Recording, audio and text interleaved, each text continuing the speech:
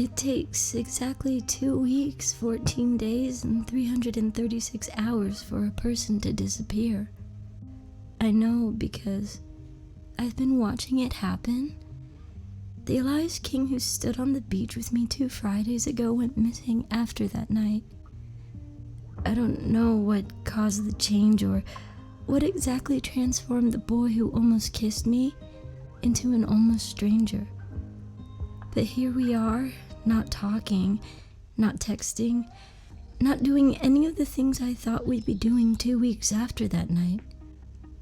It's 6 o'clock on another Friday, and I'm too caught up in my own thoughts to focus on my volunteering. I've spent the last 45 minutes struggling to finish a tragically slow game of checkers with Mr. Parsons, Shoreline Nursing Home's least talkative and least friendly resident. The man's got the personality of a stone and probably wouldn't smile if his life depended on it. He's famous in our church circle for randomly lashing out at volunteers. He's yelled at a handful of us in the past for talking at him too much and not knowing our place, but I know mine. When I walked into the games room this afternoon, I had no plans to talk to him or anyone else for that matter. To be honest, I didn't want to come here today. My mind's been all over the place. So much so that I can't mentally handle small talk or pointless conversations because they only remind me of the important conversations I'm not having with Lucas or Elias. Spring formals in less than 24 hours. I haven't given Lucas an answer, and Elias hasn't addressed my dance invitation since we last spoke. He actually hasn't addressed anything at all, which is odd. At school, we act like strangers. Sometimes I see glimpses of him in the halls. He's always surrounded by people. Pretty girls and popular guys, the same ones who were whispering about him when he wasn't at school. Occasionally, when we do cross paths, there are moments where I think I'll catch him staring. But then I blink and his gaze is gone, fixed somewhere else, on someone else, like he never saw me at all. The thing is, it's not like I need him to hang out with me like we're best friends, because I know we're not. It's just, I don't exactly know what we are either. But maybe I'm wasting my time trying to solve a one-sided equation, no matter how different I hoped things would be with Elias. 1 times 0 is still 0. Are you gonna make a move sometime this century, or do I have to die to get your attention? Mr. Parsons snaps at me so loud I startle a little. I stumble over an apology while he glares at me through his wireframe glasses. His eyes are probably the most unnerving thing about him. They're like a wolf's, sharp blue and piercing, almost like Elias's father's. I imagine Mr. Parsons was just as intimidating when he was younger. He's stork tall and has thinned out with age, but his broad shoulders give away his military days. He wears worn-out t-shirts from the VA and still neatly combs over his tuft of silver-white hair like he's shipping out for war. Sometimes I think checkers is his way of fighting the battle still going on in his head. He's smarter than me. I don't know where to fight mine. I'm sorry, Mr. Parsons. I'm a little out of it today. That's because she's got boys on the brain and the game of checkers isn't gonna fix it. Go to your room, Gary. I need to talk to Miss Sanders alone. Miss Campbell slowly eases her way up to the side of the checkers table and taps her cane on the game board. The big gold bangles on her wrist clang together as the pieces scatter in every which direction. Mr. Parsons lets out a flurry of mumbled curse words which Nora waves off as he leaves his chair. Miss Campbell smiles to herself and then slowly makes her way into the seat across from me. It's only been 2 weeks since I last saw her, but she looks more worn down than I expect her to. She smiles through the exhaustion that comes with making the effort to walk around without her wheelchair. She's a pro at hiding her pain, but I know the small journey from her room to this one has taken its toll. I sit up in my chair and try not to look as down as I feel, for Nora's sake and for mine. Thanks for saving me, Miss Campbell. I'm terrible at checkers. You're also terrible at putting on a poker face, but that's nothing new. What's bothering you, child? You're too pretty to be walking around sucking like you lost your heart down the storm drain. I smile at Nora's candor. Well, it's just... A boy, isn't it? Nora folds her arms over her floral print dress and smirks at me through her pink lipstick. 2, actually. 2? My goodness, you have been busy. I was wondering what was keeping you away. Guilt rises in my throat, but I swallow the sting. Life's complicated lately. My friend needed me one Friday, and then last week I was busy. Busy thinking, busy avoiding having to volunteer with Lucas again. When he's around, I can't think straight, so I made up an excuse to stay home. I spent that night trying to get my head around the entire Elias situation, only to end up with more questions than I started with. But maybe this is what he does. Makes impressions on impressionable girls and then leaves them in a tailspin when he disappears. You all right, Miss Lacey? You were out of it for a little while there. Miss Campbell says. I try to shake off my thoughts, but they keep pushing themselves back up to the surface. Yeah, I'm fine. Sorry I'm being so spacey, but there's this boy at school. I know it. And he's complicated and interesting and... Handsome? My cheeks flush. Yeah, he is. But he's so hard to read sometimes. He comes from a tough home, so I know things aren't always easy for him. But I'm so confused about how he's been acting lately. One minute he's intense and passionate and present with me, then he's gone the next. We see each other every day, but lately he's been avoiding me. I don't know. I twist my fingers around each other like little jungle vines while Nora lets out a husky laugh. Well, I think I can understand where he's coming from, but we can talk about that in a bit. Speaking of handsome boys, there just so happens to be a young fella around your age who's been coming to Shoreline these last few weeks. Oh, you mean Lucas? The guy who always brings the cupcakes? Yeah, my dad really likes him and is really trying to get him more involved with charity efforts for the church. Nora recoils in her chair and crinkles her nose like a little girl. Mr. President? Honey, child, no, I was talking about someone else. Someone else? Wait, Mr. President? Lucas didn't tell you to call him that, did he? I ask. Nora shakes her head. Easy now, Miss Lacey. I'm an old lady, so let's take it one step at a time. Mr. President's a nickname me and some of the other girls gave him a while back. That boy's always trying to impress somebody. He kisses up to the nursing staff, takes pictures with every resident he talks to, and generally acts like a little politician. Is he the other boy you're talking about? I stare at Lucas as he settles into a lively card game with a gaggle of older women who are giggling at his presence. Yeah, he asked me to spring formal tomorrow, but I don't know if I should go with him. My dad wants me to, but I'm really not sure about him. But who's this other boy you mentioned earlier? We'll get to that later. Why don't you want to go with Lucas? I glance around the room and make sure Lucas is still on the opposite side of it before I continue. Because I wanted to go with Elias, the other boy.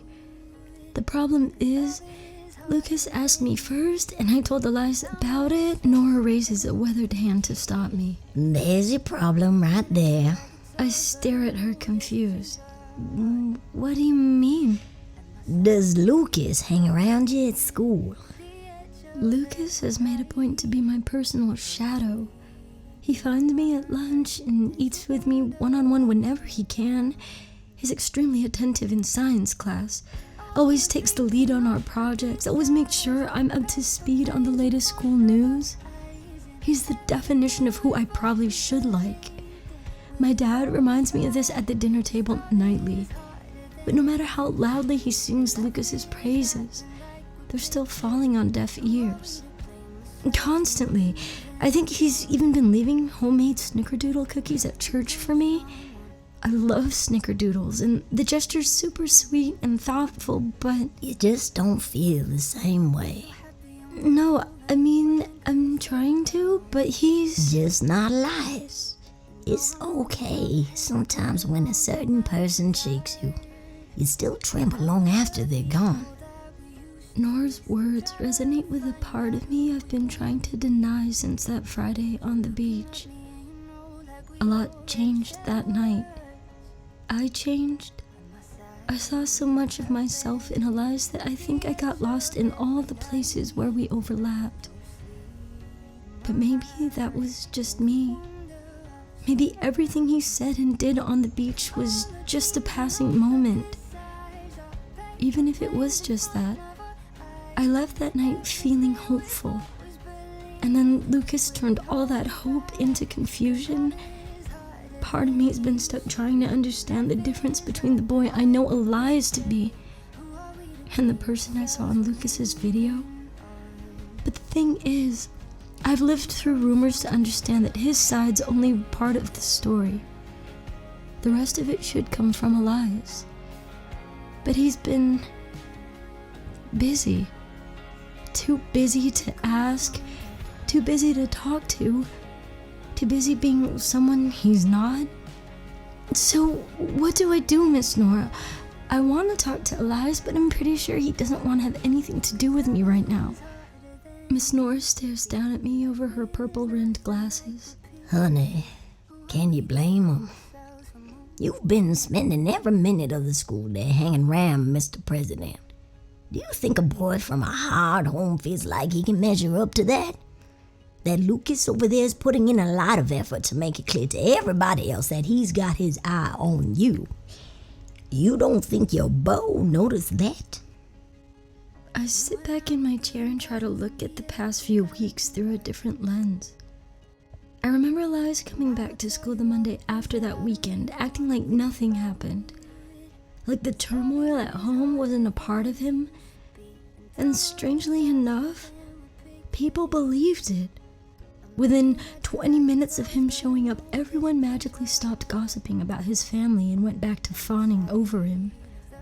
Elias strutted into science class with a trail of girls hot on his heels. It wasn't hard to see why. He looked good. Distractingly so. His hair was slicked back and carefully styled, his fingers lazily slung through the belt loops of his dark-washed jeans, and hints of his lean torso were cutting through the fabric of his t-shirt. This version of Elias was chiseled, put together, and almost visibly perfect aside from the scuff of concealer staining the inner ring of his collar. I spent the rest of science class intensely focused on the nearly flawless cover job Maria probably applied to his skin. He spent the rest of first period intensely focused on ignoring me. I acted like I didn't notice. I've been not noticing him, avoiding me ever since. Maybe I made a mistake. Maybe he's one person at school and someone completely different at home. Maybe I'm not cut out for mysteries or boys who are made of them. I tilt my head up toward the neon lights and sigh out a mix of frustration and confusion. I think I blew it, Nora. Some girls get everything right when it comes to boys. I just don't think I'm one of them. I think you have no idea how wrong you are. But enough about Mr. President. Let's talk about this other boy that's been coming by Shoreline lately. He's earnest, polite, more sincere than Mr. Star-Spangled Banner over there, and probably one of the most beautiful fellas I've ever seen. Let me tell you, if I was a couple decades younger, I'd be on that like bees to honey. Tan skin, tall with light eyes like I'd never seen. My heart bottoms clear out of my chest. He shows up about a half hour after y'all leave. The nurses like him, so they let him stay a little past visiting time. He's soft-spoken and gentle, which made me more curious about him. So a couple weeks ago, I walked up to him and asked him. Did he tell you his name? Nora tilts her head sideways toward the overhead lights. strangely enough, no. He was very hush-hush about himself. He only said he was here because of a girl he knew, because he wanted to understand where her heart was. That statement alone won me over, so I kept talking to him. Every time he came by, he'd go on about how much he liked her and how badly he wanted to take her to this spring dance with him. Poor boy's too scared of himself to ask. He doesn't think he's good enough for her, which is complete nonsense if you ask me. So, what did you tell him? Not much. I slapped him on the back of the head and barked at him to man up and chase that girl all over creation if he had to. When was this? About a week ago. After that Friday, he said he planned on asking her no matter what, and I'm praying that he does. I blindly grabbed for my phone to check it for any new messages from Elias, but my inbox is empty. Well, I'm sure he's asked whoever she is already, Nora. It sounds like he was pretty sure of himself after he talked to you, so he's probably all set for formal tomorrow. Honey, I wouldn't be so sure about that. I'm not sure of anything when it comes to him, but I can be sure of other things and other people. Look, whatever he does, I hope he's happy. Come to think of it, maybe I've been overlooking people who are trying to make me happy. I glance across the room and catch Lucas's eye. He doesn't ignore me or shift his gaze. He locks eyes and smiles at me like he always does. So I do what I probably should have done weeks ago. I choose the unexpected. I open my texts, ignore my insecurities, and step out of my old habits and into the unknown. New text message to Lucas at 6:43 p.m. Hey Lucas, sorry this is coming so late, but did you still want to go to spring formal with me?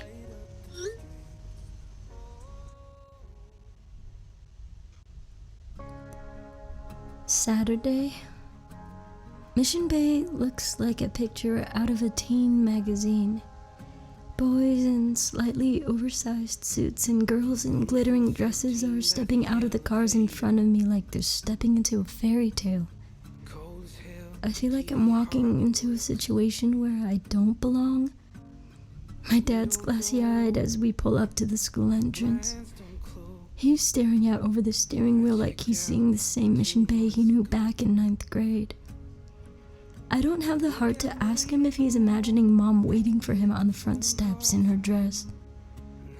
Their picture is still on his nightstand. Mom looks beautiful in her pink frilly dress while Dad looks a little disheveled in his suit and crooked bow tie. But it's not their outfits that make the picture. It's the way they're looking at each other. Neither of them are facing the camera. Dad's staring into Mom's eyes like he's sure of her, sure of their future together. You can tell he wanted a forever with her even though he wouldn't get one. But at least their beginning was beautiful. Tonight, I don't even know what I'm walking into. All right, this is your stop. Have a wonderful time tonight, sweetheart. I'm rooting for you. Dad's voice is shaky as he pulls me into a hug across the driver's seat. I hold him a little tighter, hoping he doesn't notice how terribly nervous I am. Thanks, Daddy. He pulls away from me and cradles the side of my face. You look beautiful, Lacey. Your mother would have been... His voice catches. She would have been so happy to see you like this. Happy? A familiar ache blooms in the center of my chest, but I smile through the worst of it. I know. I'll see you later, okay? I step out of the car before he catches me crying. I pull myself together before I reach Lucas and his friends who are waiting for me on the front steps. Tonight's supposed to be as beautiful as the scenery, and sadness doesn't belong in fairy tales. Lucas greets me open-armed while his friends whistle and howl as I walk over.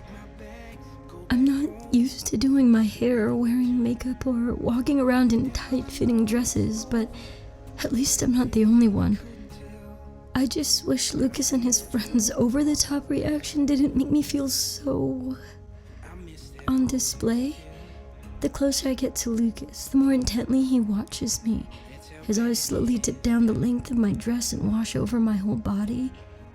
I wish I could say I feel flattered, but there's something about the way he looks at me that's unsettling. Clouded, like his intentions and his words won't ever match. Not the way Elias's always did. But tonight isn't about Elias. It's about new beginnings. And I have to start somewhere with someone else. Lacey, you look, well, damn. He says, and then dips down to pull me into a tight hug. His grip's just strong enough to press our bodies together in a way that feels more invasive than gentle. But I brush off the feeling and do my best to be the Lacey he wants me to be. I smile through the butterflies in my stomach and take my place on his arm when he offers it. Thanks, Lucas. You don't look half bad yourself. Half bad is an understatement. Lucas keeps catching the eye of every other girl who passes us. In his crisp light blue suit jacket and pleated pants, he could probably steal 1,000,000 hearts on the dance floor without even trying. His crowd's also dressed like San Diego country club boys, flashing around the designer tags on their watches and clean Oxford polo shirts. I don't know any of these guys from school very well. They all come from different circles, but Lucas seems to be the personality holding the 5 of them together. With as chisel-jawed and striking as they all are, I expected them to already be waiting with their dates. But there aren't any other girls in sight. Lacey, I want to introduce you to my boys, Mark, Danny, Ben, and JJ. The 5 of us grew up together, so don't worry. They won't bite. I'm the alpha in this pack anyway. I wish I could tell you this guy's just being cocky, but he's right. Lucas is the best of us. I'm Mark, by the way. Nice to meet you. The tan, muscular brunette extends a hand and I take it cautiously. I've seen him around the sports complex after softball practice. He enjoys walking around shirtless after water polo. My entire softball team enjoys it too. I'm not really into the whole peacocking thing, but my teammates would probably sell their possessions if it meant they could spend an evening with Mark. Danny and Ben, the blue-eyed twins, are quick to introduce themselves before going back to catcalling half the girls who walk by. JJ, the shortest of the group, is too preoccupied on his phone to properly introduce himself at all. Now that everybody's met, should we head inside to take some pictures? I know I want to get one with you and my boys as soon as humanly possible. Lucas says. His friends give him a couple of fist bumps and head nods in response, but I stay quiet. When Lucas asked me to come, I figured we'd be spending time one-on-one, not with his clique. I want to pull him aside and tell him that I feel uncomfortable with all the company, but I can't. I don't know how he'd react if I tried. Sure, that's fine, but aren't there dates coming? I ask. Lucas flashes me an uneasy smile. Nah, they came stag. There's plenty of pretty single girls here they could get with anytime they want. Good thing you're taking, or else I'd be worried. Wait, what do you... Can we go inside now, lover boy? The sooner we get pictures, the sooner we can pregame. JJ says as he shakes the shag of blonde hair out of his eyes. I expect Lucas to tell him and his other friends to go ahead of us so we can finish our conversation, but he doesn't. He snakes his arm around my waist, and before I know it, we're walking up the steps and into the long line of people streaming towards the gym. I glance around the crowd as we make our way inside, stupidly hoping to catch a glimpse of someone I shouldn't even be looking for. I see a couple familiar faces from science class and debate, but no Elias. The buzz of everyone's excitement picks up the closer we get to the photo area. Lucas leans down and whispers, "Watch this," to me, and then signals to get his friends' attention. The 5 of them look at each other and begin shouting "Hail to the Chief" at the top of their lungs, which makes the line of people waiting for photos part in front of us. Lucas offers me his hand and waltzes me down our school's crimson red carpet until we're both standing in front of the photographer's bright lights. Anxiety shoots through my chest when everyone's eyes shift over to me. Mom used to tell me about all the ways Dad made little gestures to make her feel special at spring formal. But right now, I feel like a spectacle put on display for our whole high school to see. You ready to knock this photo out of the park, Liz? Lucas's hand tightens around my waist again and I squirm from his touch. Sure, I guess I'm not too good with pictures. Lucas pulls me to him so fast I teeter off balance. He steadies me, his grip is tight and assertive, but I don't say anything. Just relax, okay? His hand slips below my waist and lands completely out of my comfort zone. You're in good hands. The camera flashes and as soon as the light fades, I step as far away from Lucas as I can get. His friends are quick to rush into another photo with him, but his attention's still laser focused on me. Where are you going? I thought you were down to take pictures with all of us. I wring my hands together so hard my fingers go numb. I'll meet you guys on the dance floor. Mr. K's serving punch, so I figured I'd grab us some so we don't have to wait in line later. Wait, I can go with you. Just give me a second. It's fine. I'll be fine. See you inside. I turn on my heels and put as much of the crowd between me and Lucas as possible. I need a minute or two alone to get my head on straight, to try to process what just happened, to figure out if I made the right decision coming with him at all. I push down the memory of Lucas's hands on me and tell myself that I'm okay. My whole body disagrees. I'm shaking, anxious, unsettled. So I let my mind go back to the last time I felt at ease. I shut my eyes and picture myself standing on the beach with Elias. I remember the gentleness of his hands, the softness in his eyes, and the way he looked at me. I remember all the ways he made me feel safe. By the time I reach the refreshments table, I'm not shaking anymore. Mr. Kissinger greets me with a toothy smile and 2 cups of brownish-looking fruit punch. Good to see you, Miss Sanders. You look great. Don't tell me you came alone tonight. Thanks, Mr. K. Actually, I'm here with Lucas. He's taking photos with his friends. Mr. Kissinger furrows his gray-brown eyebrows and cocks his head to the side. Lucas? Wow, I'm surprised. To be honest, I thought you'd be coming with Elias. Did that study date not turn out? My face catches fire. No, it was great actually, but I think we both ended up going with other people. That's a shame. Well, I hope you have fun and enjoy the organic carrot pomegranate punch the PTA forced on us. I've seen a lot of science experiments in my life, but nothing quite like this one. If I were you, I'd toss it back like medicine, ignore the taste, and appreciate the health benefits later. Mr. K waves me off, but I stop short before stepping onto the dance floor. This is gonna sound totally random, but have you seen Elias around? I ask. Afraid not. Should I tell him you're looking for him if we cross paths? I throw my hands out to signal him to stop that idea in its tracks. Please don't. He'll probably be with his date and that'll make things awkward, and things are already awkward, so no. Anyway, have a good rest of the night. Will do. I weave my way through the mass of dancing couples and friends rocking out to Usher's Without You. The gym floor is flooded with neon lights and the air is alive with the electricity of everyone's excitement. I stop for a few seconds to try to take it all in. Last semester, the bullying at school had gotten so bad I didn't think I'd ever want to be at a school again, much less a dance. The idea of coming to a social event this big would have terrified me back then. Part of me is still scared to fully let go and enjoy the night, but right now, I'm kind of happy I did this. Not for Lucas, but for me. I end up finding Lucas and his friends huddled in a large group close to the DJ's table. The 5 of them are so tightly packed together no one notices me standing right behind them. I step closer to try to gradually ease my way into the conversation and overhear JJ shouting something to Lucas over the music. So, Mr. Prez, are you planning on getting it in solo with your date tonight, or are you down to share? She's hot, man. You're not the only one who's interested in... Oh, hey, Lacey. It takes everything I have not to react to what he just said. Hi, can I get through, please? I have something for Lucas. I raise the 2 punch glasses and he steps to the side and bows for me like I'm some kind of princess.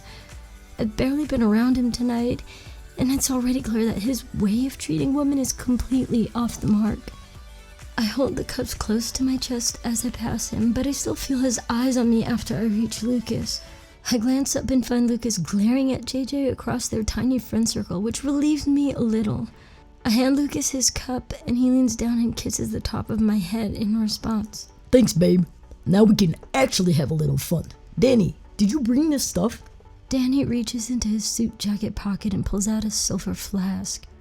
My heart picks up in time with the fast-paced music as I watch each of the boys sip from it and eventually pass it to Lucas. I stare at him, speechless, as he pours a fair amount of clear liquid into his own drink and then dumps the rest into mine. Lucas, can I talk to you for a second? Alone? I ask. Something like irritation scampers across his face, but he's quick to bury it. Yeah, sure. Is there a problem? Not really, I just need to talk to you. Lucas runs a hand through his coiffed hair and then down the length of his face. We'll be right back, fellas. Go find yourself some company. I'm not hosting a sausage party tonight. You get me? The 4 other boys coo at the 2 of us, but eventually wander off into the dance crowd. I walk Lucas a little ways away from the DJ so we can actually hear ourselves talk. He downs the rest of his fruit punch before the conversation even begins. So what's up, Lacey? You okay? You seem a little uptight tonight. Uptight? Sorry, it's just... I don't drink. I didn't think you did either, so I was kind of surprised when... Look, it's just a social thing, okay? Relax. I wish you'd stop telling me to do that. I am relaxed, but... You know what you need? To dance. Come on, Lacey. You'll feel better once you loosen up a little bit. Lucas takes me by the hands and leads me back toward the center of the dance floor. He spins me around and then pulls me into the space between his arms as he moves to the music. Lucas is sleek and swift on the dance floor. Every move he makes is in time with the beat spilling out of the speakers. Meanwhile, I'm nervously still trying to find my feet. He takes me by the waist and guides me until we're both in step. He locks eyes with me and melts away some of my reservations with the heat of his smile.